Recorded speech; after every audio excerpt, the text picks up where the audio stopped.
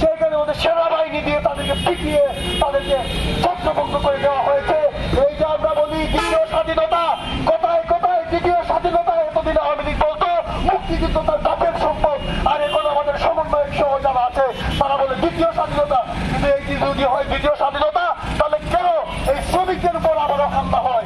আমরা তো চেয়েছিলাম ওই শ্রমিকরা তাদের ন্যায্য দাবি পাবে, আমরা তো ভেবেছিলাম ওই শ্রমিকরা তার ন্যায্য মজুরি পাবে, ওই চা বাগানের যারা শ্রমিকরা আছে, যে যারা আছে সবাই সেইখানে আমাদের নিজেদের অধিকার পাবে। কিন্তু দেখা গেল কি ওই ওই পুরনো মডেল নতুন বোতলের মধ্যে পুরনো মদের মতো। সংগ্রামী বন্ধুগণ, এই যে একটা ব্যবস্থা, এই ব্যবস্থার পরিবর্তন না ছাড়া কোনো মানুষের মুক্তি নাই।